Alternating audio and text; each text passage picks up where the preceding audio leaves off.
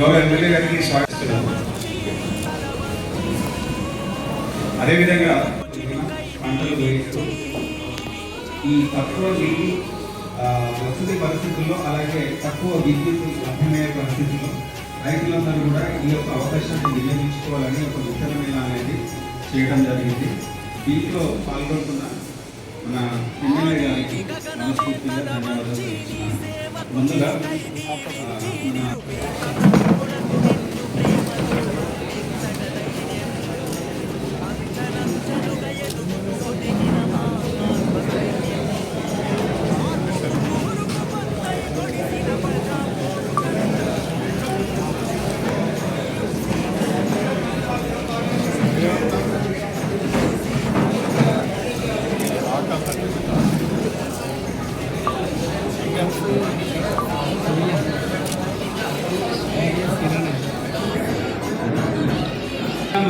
మనకి కందులు సబ్సిడీలో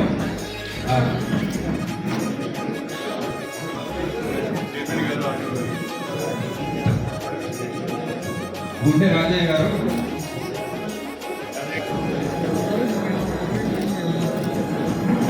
జాగాల నుంచి భాస్కర్, నెక్స్ట్ మనకి జఫర్గఢ్ మండలి నుంచి కూడా గారు మైదాసు కుమారస్వామి గారు,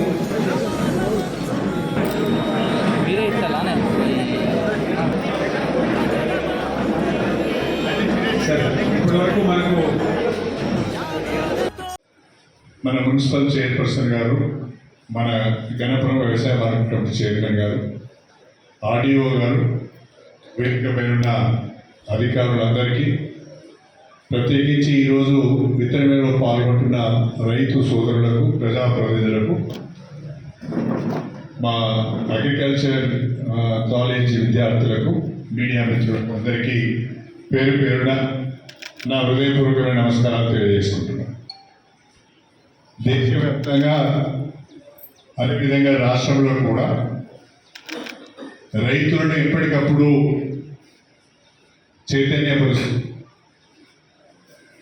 వాతావరణ పరిస్థితులలో, ప్రస్తుతం ఏర్పడిన వాతావరణ పరిస్థితులలో కేంద్ర వ్యవసాయ శాఖ, రాష్ట్ర వ్యవసాయ శాఖ సంయుక్తంగా అనేక రైతు మేళాల ద్వారా, రైతు వేదికల ద్వారా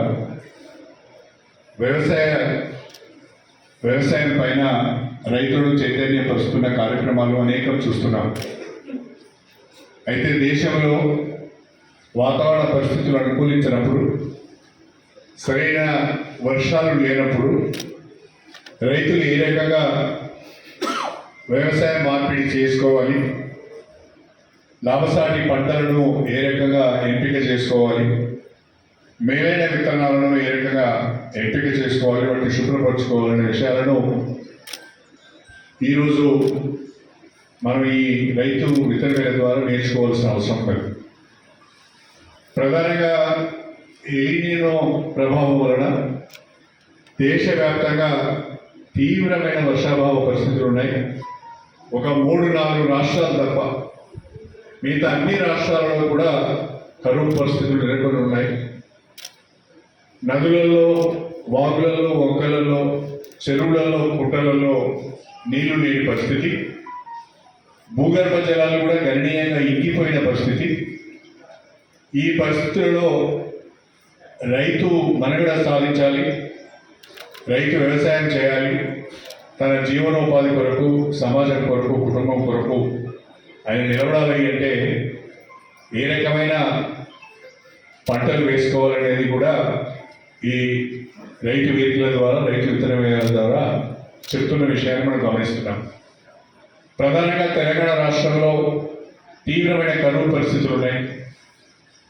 మనకు తెలిసి ఒక మాటలో చెప్పాలంటే ఉమ్మడి వరంగల్ జిల్లా వ్యవసాయానికి పెట్టింది పేరు. కాకతీయ రాజులు మన ఉమ్మడి వరంగల్ జిల్లాలో ఆనాడే మీడియం ఇరిగేషన్ ప్రాజెక్ట్స్ను బ్రహ్మాండంగా కట్టిండ్రు.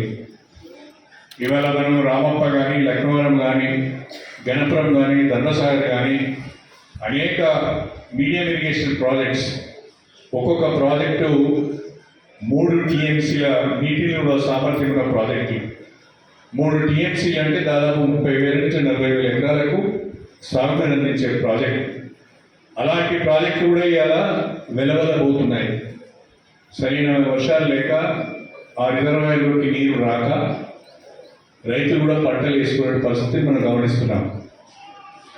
ఈ పరిస్థితి, ఈ వాతావరణ పరిస్థితులను, ఈ వర్షాభావ పరిస్థితులను వ్యవసాయ శాఖ ఒక ఛాలెంజ్గా తీసుకోవాలి. వ్యవసాయ శాఖ ఒక ఛాలెంజ్గా తీసుకొని రైతులను ఏ రకంగా మనం గైడ్ చేయాలి, రైతులు ఏ రకంగా మోటివేట్ చేయాలి, రైతులు ఏ రకంగా లాభసాటి పంటలకు మళ్ళీ విధంగా చూడాలనేది ఆలోచించాలి. ఒకవైపు కేంద్ర రాష్ట్ర ప్రభుత్వాలు వివిధ పంటలకు సబ్సిడీలు ఇస్తున్నారు, ఫార్మ్ మెకనైజేషన్ కొరకు కూడా సబ్సిడీలు ఇస్తున్నారు, అదేవిధంగా పంటలకు విత్తనాలకు కూడా సబ్సిడీ ఇస్తున్నారు, ఎరువుల పైన సబ్సిడీ ఇస్తున్నారు. దాంతో పాటుగా రుణమాఫీ చేస్తున్నాం, రైతు పెట్టుబడి సాయం, రైతు భరోసా ద్వారా పెట్టుబడి సాయం చేస్తున్నాం, రైతు పండించిన సన్న రకాలను కూడా ప్రభుత్వమే కొనుగోలు చేస్తున్నది. ఇన్ని రకాలుగా ప్రోత్సాహం ఇచ్చిన తర్వాత కూడా వ్యవసాయం లాభసాటిగా ఉండడం లేదు. కారణం ఏంటంటే, ఒక మాటలో చెప్పాలంటే, పంట చేతికి వచ్చే సమయానికి అకాల వర్షాలు కావచ్చు, అకాల వర్షాల వల్ల కావచ్చు, లేకుంటే వాతావరణ పరిస్థితుల వల్ల కావచ్చు, పంట చేతికి రావడం లేదు. పంట చేతికి వచ్చిన మార్కెట్లో దానికి సరైన మద్దతు ధర లభించడం లేదు. రైతు పెట్టే పెట్టుబడికి కేంద్ర ప్రభుత్వం ప్రకటించే మద్దతు ధర పొందన లేదు. స్వామినాథన్ కమిషన్ ఇచ్చిన నివేదిక ఆధారంగా పెట్టుబడి మొత్తము దాని మీద 50% ప్రాఫిట్, 1.5% చొప్పున మద్దతు ధర ఇవ్వాలని స్వామినాథన్ కమిషన్ సిఫార్సు చేసింది. నాకు తెలిసి 1 ఎకరంలో వరి సాగు చేయాలి అంటే ఈ రోజున్న ఖర్చులను బట్టి 20,000 నుంచి 25,000 రూపాయలు అవుతుంది అనుకుంటాను. ఏమంటే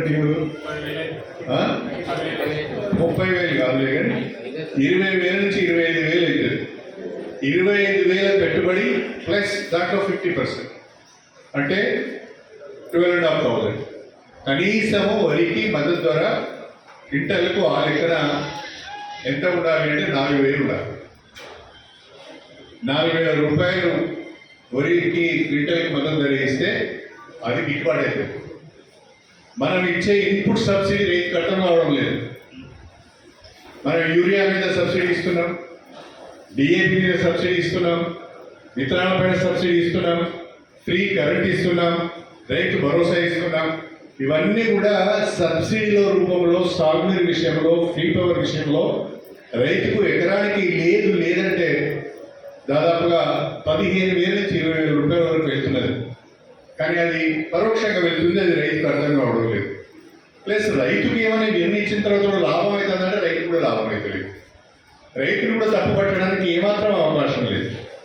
1 ఎకరంలో వరి సాగు వరి పండిస్తే మంచిగా చేస్తే 20 నుంచి 25 క్వింటాలు అవుతుంది.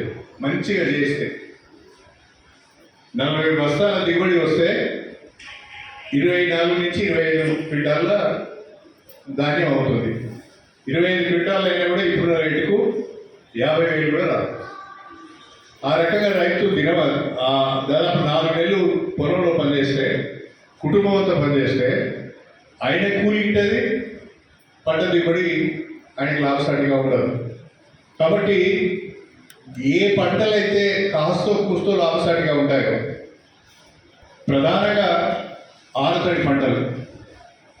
మనం ఒకప్పుడు మా చిన్నప్పుడు, ఇప్పుడు ఈ పిల్లలకి ఏమి పాపం ఫీల్డ్ స్టడీ ఏముందో నాకు తెలియదు, కానీ మా చిన్నప్పుడు 1 ఎకరం ఉంటే ఎకరంలో టమాటా, ఒక 5 గుంటలలో టమాటా వేసేది, ఒక 5 గుంటలలో ఉల్లిగడ్డ వేసేది, ఒక 10 గుంటలలో మిరపకాయ వేసుకునేది, ఒక ఎకరంలో 10 చేను వేసుకునేది, ఇంకెక్కువ ఉంటే 1 ఎకరంలో పెసర్లు వేసుకునేది, ఇంకో ఎకరంలో కందులు వేసుకునేది, ఇంకా ఎక్కువ ఉంటే వరి సాగు చేసుకునేది.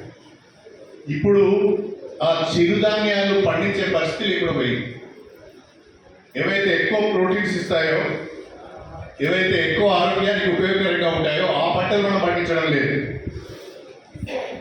ఆరోగ్యానికి ఉపయోగంగా ఉండే పంట పండించలేకపోతున్నాం. రైతుకు పెట్టిన పెట్టుబడి వచ్చే కమర్షియల్ క్రాప్స్ కూడా పండించలేకపోతున్నాం. దీనిపైన వ్యవసాయ శాఖ చాలా సీరియస్గా ప్రయత్నం చేయవలసిన అవసరం ఉంది. ఇవాళ 5,000 ఎకరాలకు ఒక క్లస్టర్గా నిర్ణయించి మనం ఒక అగ్రికల్చర్ ఆఫీసర్ని పెట్టుకున్నాం. ఇక్కడ వ్యవసాయ శాఖతో పాటు అలైడ్ డిపార్ట్మెంట్స్ చాలా ఉన్నాయి, అలైడ్ సబ్జెక్ట్స్ చాలా ఉన్నాయి. హార్టికల్చర్ ఉన్నది, సెరికల్చర్ ఉన్నది, ఫ్లోరికల్చర్ ఉన్నది, ఎనిమల్ హస్బెండరీ ఉంది, అదేవిధంగా మిల్క్ డైరీ ఉన్నది, తర్వాత డైరీతో పాటు మన పౌల్ట్రీ కూడా ఉన్నది. ఇవన్నీ కూడా వ్యవసాయ శాఖకు అనుబంధంగా ఉండే శాఖలు లేదా ఉత్పత్తినిచ్చే కార్యక్రమాలు. వీటన్నిటిపైన కూడా మనం అవగాహన కల్పించాలి. నేను మొన్న ఒక ఆర్టికల్ చూశాను. ఒక ఎన్ఆర్ఐ అమెరికాలో కొన్ని సంవత్సరాల నుండి అమెరికాలో ఉండడం ఇష్టం లేక నా గ్రామానికి వెళ్ళి వ్యవసాయం చేసుకుంటానని వచ్చి కానీ 10 ఎకరాల భూమి ఉంటే ఆ 10 ఎకరాల భూమిలో ఒక 25 ఆవులు, ఒక 100 పొట్టేళ్ళు, 100 పొట్టేళ్ళు పెంచిండు అంతే. ఒక 25 ఆవులు, 100 పొట్టేళ్ళు. ఆ 100 పొట్టేళ్ళు ఏంటి, పొట్టేళ్ళ పరిస్థితి ఏంటి అంటే అవి 6 నెలలకు ఒకసారి వాటిని అమ్మేస్తుంటాడు. ఒక్కొక్క బ్యాచ్ 6 నెలల సమయం తీసుకుంటుంది. అది ఎదగడానికి వాటిని అమ్ముకోవడానికి వీలుగా 6 నెలల సమయం తీసుకుంటుంది. అట్లా ఒక్కొక్క బ్యాచ్ని 6 నెలలకు ఒకసారి అమ్ముకుంటూ ప్రతిరోజు పాలు అమ్ముకుంటూ నెలకు అన్ని ఖర్చులు 3 లక్షల రూపాయలు సంపాదిస్తున్నాడు. Can you imagine? మనమందరం ఆలోచించాలి. ఆయన ఉండేది 10 ఎకరాలు. ఆ 10 ఎకరాలలో ఆ పొలంలోనే గడ్డి పెంచుకుంటున్నాడు, ఆ పొలంలోనే పొట్టేలను పెంచుకుంటున్నాడు. కాకపోతే కొంత ఫీడ్ బయట నుంచి తీసుకొచ్చి పెట్టి రోజు బ్రహ్మాండంగా పనిచేస్తూ ఒక 6గురికి తన ఫామ్లో పనిచేసడానికి అవకాశం కల్పించి వాళ్ళ జీతాలు ఇచ్చుకుంటూ 3 లక్షలు నెలకు సంపాదిస్తున్నాడు. కాబట్టి కొంచెం మనం కష్టపడితే, కొంత ఇన్నోవేటివ్గా ఆలోచిస్తే వ్యవసాయం తప్పకుండా పండుగ అవుతుందని చెప్పడంలో నాకు సందేహం లేదు. అటువైపు రైతులను మోటివేట్ చేయవలసిన బాధ్యత ప్రభుత్వాలపైన ఉన్నది. అన్ఫార్చునేట్గా ఆ పని చేయడం లేదు. ఏదో మొక్కుబడిగా కార్యక్రమాలు చేస్తున్నాం పోతున్నామే తప్ప with all commitment, with all dedication and with all involvement ప్రభుత్వాలు రైతులకు సహాయం చేయడం లేదు లేదా గైడ్ చేయడం లేదు. దీనిపైన మనం ప్రత్యేకమైన దృష్టి పెట్టవలసిన అవసరం ఉంది. ఇవాళ జనగామ జిల్లా ఒకప్పుడు తీవ్రమైన కరువు పరిస్థితులు ఉండే జిల్లా. థ్యాంక్స్ టు దేవాదుల ఇప్పుడు కొంచెం నీళ్ళు వస్తున్నాయి, వ్యవసాయం చేసుకుంటున్నారు, బ్రహ్మాండంగా వ్యవసాయం చేసుకుంటున్నారు. ఇప్పుడు ఇబ్బందులలో ఉన్నాం.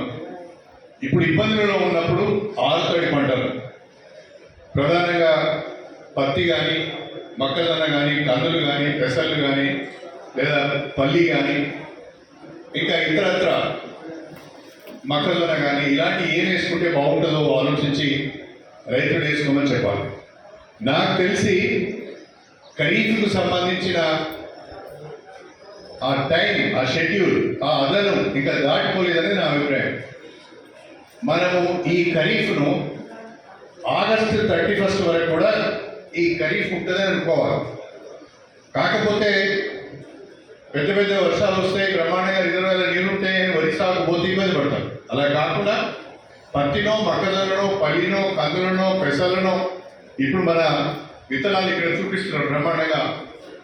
ఆ విత్తనాలను కనుక వేసుకుంటే తప్పకుండా రైతు ఆర్థికంగా నిలదొక్కునే అవకాశం ఉంటుంది, రైతుకు లాభసాటిగా ఉంటుంది. దయచేసి వ్యవసాయ శాఖ రైతులందరూ కూడా దీనిపైన దృష్టి పెట్టాలని చెప్పి నేను ప్రత్యేకంగా కోరుతున్నాను. ఇంతకుముందు మన ప్రొఫెసర్ గారు చెప్పారు, రమ్య గారు, పామ్ ఆయిల్ కనుక వెళ్తే యాక్చువల్గా ఆ వర్డ్ ఆయిల్ ఫామ్ అనాలా, పామ్ ఆయిల్ అనాలా, which is correct? Oil farm. Oil farm కనుక వెళ్తే లాభసాటిగా ఉంటుందని చెప్పారు సెరికల్చర్ వాళ్ళు కూడా. ఆ లాభసాటిగా ఉన్న పరిస్థితులలో వరుసగా అది కాపుకు వచ్చేంత వరకు కూడా ప్రభుత్వం సబ్సిడీ ఇస్తున్నారు.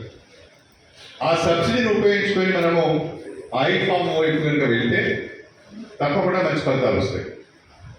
దయచేసి రైతులందరూ కూడా ఆలోచించాలని చెప్పి నేను ఈ సందర్భంగా కోరుతున్నాను. ఒకవైపు రాష్ట్రంలో కరువు పరిస్థితులు ఉంటే తీవ్రమైన వర్షాభావ పరిస్థితులు ఉంటే, వరి సాగు చేసుకోవడానికి అనుకూలమైన వాతావరణం లేని పరిస్థితులలో, సాగునీరు లేని పరిస్థితులలో రాష్ట్రంలో కొన్ని రాజకీయ పార్టీలు ప్రస్తుత కరువు పరిస్థితులను రాజకీయం చేసే ప్రయత్నం చేస్తున్నాయి. గోదావరిలో నీళ్లు పోతున్నాయి, ఆ నీళ్లు తెలంగాణకి ఇవ్వచ్చు కదా అంటాడు.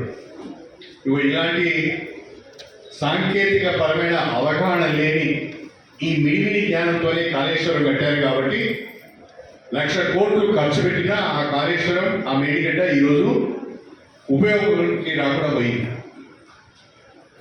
మనం మాట్లాడేటప్పుడు బాధ్యతతో మాట్లాడాలి.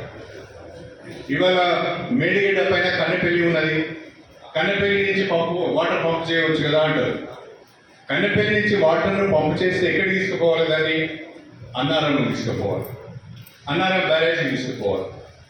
అక్కడ నుంచి సుందిల బ్యారేజ్కి లిఫ్ట్ చేయాలి, సుందిల బ్యారేజ్ నుంచి ఎల్లపల్లి బ్యారేజ్కి లిఫ్ట్ చేయాలి. నేషనల్ డ్యామ్ సేఫ్టీ అథారిటీ వాళ్ళు ఒక మాట స్పష్టంగా చెప్పారు, మేడిగడ్డ కుంగిపోయింది, దాంట్లో నీటిని నిల్వ చేయడానికి అవకాశం లేదు అని చెప్పారు. రెండవది ఏం చెప్పారు? అన్నారం సుందిల్ల బ్యారేజెస్ యొక్క ఫౌండేషన్స్ కూడా సేఫ్గా లేవు, నీటిని నిల్వ చేస్తే ప్రమాదం ఉన్నది. కాబట్టి పూర్తి పరీక్షల తర్వాతనే, డీటెయిల్డ్ ఇన్వెస్టిగేషన్ జరిగిన తర్వాతనే నీటిని నిల్వ చేయాలా లేదా అనేది చెప్తాము. అప్పటి వరకు మీరు నీటిని చేయొద్దని వాళ్ళు చెప్తున్నారు. సెంట్రల్ వాటర్ కమిషన్, కేంద్ర జలసంఘం లేదా నేషనల్ డ్యామ్ సేఫ్టీ అథారిటీ, ఇవి భారతదేశంలో స్టాట్యుటరీ బాడీస్. ఇవన్నీ కూడా ఒక యాక్ట్ ద్వారా ఏర్పడిన సంస్థలు. నిపుణులు ఉంటారు దీంట్లో. ఆ నిపుణుల సలహాలు రాష్ట్ర ప్రభుత్వాలు పాటించాలి. అది కూడా మీరు పాటించవలసిన అవసరం లేదు, ఎవరిని అడగవలసిన అవసరం లేదు. గోదావరిలో కిందికి నీళ్ళు పోతున్నాయి, మీరు ఎత్తిపోయండి అంటారు. ఇంత మూర్ఖంగా మాట్లాడే బాధ్యత లేని రాజకీయ పార్టీలను మనం తెలంగాణలోనే చూస్తున్నాం. కానీ వాళ్ళ దేవాదుల ప్రాజెక్టు ఉన్నది. ఉమ్మడి వరంగల్ జిల్లాకు దేవాదుల ప్రాజెక్టు ఒక వరప్రదాయిని. ఆ దేవాదుల ప్రాజెక్టు ద్వారా మన జనగామ జిల్లాలో, మన శ్రీశైలంపూడి నియోజకవర్గంలో రిజర్వాయర్లను నింపుకొని రైతులకు ఆరుతడి పంటలకు సాగునందించే ప్రయత్నం చేస్తున్నాం. ఈరోజు ఉదయమే ధర్మసాగర్ రిజర్వాయర్ నుండి దక్షిణ కాలువకు, ఉత్తర కాలువకు నీటిని విడుదల చేశాం. ధర్మసాగర్ నుంచి గుల్లసాగరము పైప్ లైన్ కూడా ఇవాళ నీటి విడుదల చేశాం. ఒక వారం రోజుల లోపల మ్యాక్సిమం ఆగస్టు 1 నుండి కొంచెం గన్పూర్ రిజర్వాయర్లో లెవెల్స్ పెరిగిన తర్వాత, అశ్రావుపల్లిలో రిజర్వాయర్లో లెవెల్స్ పెరిగిన తర్వాత, గన్పూర్ రిజర్వాయర్ నుండి అశ్రావుపల్లి రిజర్వాయర్ నుంచి కూడా పంట కాలువల ద్వారా ఆరుతడి పంటలకు నీరు ఇవ్వాలని ఆలోచన చేస్తున్నాం. మీరు వరి సాగు చేయొద్దని నేను అనడం లేదు. వరి సాగు చేయడం ద్వారా ఒక 4 నెలలు వరికి నీరిచ్చే పరిస్థితుల్లో మనం లేనప్పుడు, మధ్యలో సాగునీరు అందక వరి ఎండిపోతే తీవ్రంగా రైతు నష్టపోతాడు. కాబట్టి ఆరుతడి పంటల ద్వారా, అది కూడా ఆన్ అండ్ ఆఫ్ సిస్టమ్ ద్వారా ఉన్న కొద్ది నీటిని కనుక జాగ్రత్తగా మనం వాడుకుంటే తప్పకుండా మీ పంటలను కాపాడుకోగలుగుతారు అనేది నా ఉద్దేశం. కాబట్టి జనగామ జిల్లాలో ఉన్న రైతాంగానికి నేను ప్రత్యేకంగా విజ్ఞప్తి చేసేది, మీ శ్రేయోభిలాషిగా, రైతు పక్షపాతిగా వీలైనంత మేరకు ఆరుతడి పంటలు వేయండి. ఆరుతడి పంటలకు కూడా ఆన్ అండ్ ఆఫ్ సిస్టంలో నీటిని వినియోగించండి. అలా మీరు చేస్తే దేవాదుల ద్వారా మీకు మీ భూములకు నీరిచ్చే బాధ్యత ప్రభుత్వాన్ని అని చెప్పి నేను ఈ సందర్భంగా సవినయంగా తెలియజేసుకుంటున్నాను. ఎవరో చెప్పారని ఏదో మాట్లాడారని తొందరపడితే నష్టపోయేది. మనం మాట్లాడినప్పుడు బాగానే ఉంటాడు, బాధ్యత లేనివాడు ఏదైనా మాట్లాడతాడు.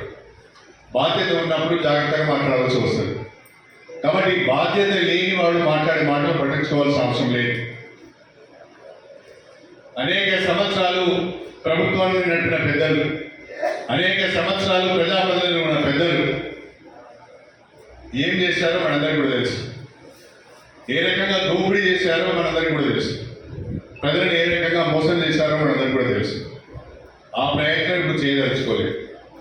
అందుకే నేను వ్యవసాయ శాఖను ప్రత్యేకంగా మా జిల్లా వ్యవసాయ శాఖ అధికారిని మీ టీంను నేను ప్రత్యేకంగా అభ్యర్థిస్తున్నాను.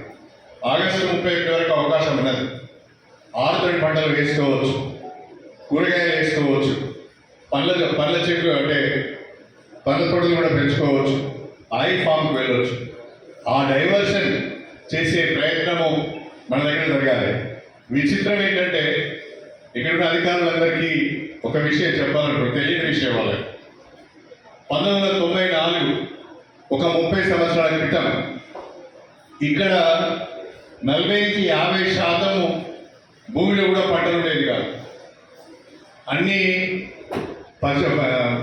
పచ్చొనలు, ఆముదం చెట్లు, పచ్చొనలు, అక్కడక్కడ కొంత మొక్కజొన్న, వరి ఉండేది. కానీ వాళ్ళ జనగామ జిల్లా highest paddy producer in the state because of దేవాలయ ప్రాజెక్ట్. దేవాలయ ప్రాజెక్టు వల్ల అత్యధికంగా వరి దిగుబడి చేస్తున్న జిల్లా ఏదైనా ఉంది అంటే జనగామ జిల్లా. కాబట్టి నేను మీ అందరినీ కోరుతున్నా, మనము రైతులను చైతన్యపరచాలి, రైతులకు అవగాహన కల్పించాలి. ఆరుతడి పంటల వైపు వాళ్ళని తీసుకువెళ్ళాలి. ఆరుతడి పంటలు వేసుకుంటే ఆర్థికంగా నష్టపోరనే విషయాన్ని కూడా వాళ్ళకి చెప్పి వాళ్ళను ఆరుతడి పంటల వైపు మళ్లించాలని చెప్పి నేను ప్రత్యేకంగా కోరుకుంటూ, వ్యవసాయ శాఖ దీనిపైన ప్రత్యేకమైన దృష్టి పెట్టాలి. ఈ రకమైన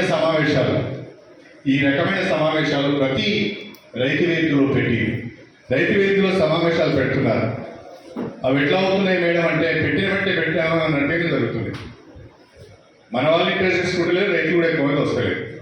అలా కాకుండా వీ హ్యావ్ టు మోటివేట్, చెప్పాలి వాళ్ళకి, మీరు రావాలి, ప్రతి గ్రామం నుంచి మీరు రావాలి, 10 మందో 15 మందో రైతులు రావాలి, మీ ఎక్స్పీరియన్సెస్ను షేర్ చేసుకోవాలని చెప్పి వాళ్ళందరినీ మోటివేట్ చేసి మన జనగామ జిల్లాలో అటు ఆయిల్ ఫామ్ విస్తీర్ణంలో కానీ, లేదా పండ్ల తోటల విస్తీర్ణంలో కానీ, కూరగాయల పెంపకంలో కానీ మొదటి స్థానంలో ఉండే విధంగా ప్రయత్నం చేయాలని చెప్పి కోరుకుంటూ మీ అందరి దగ్గర సెలవు తీసుకుంటున్నాను. అందరికీ నమస్కారం.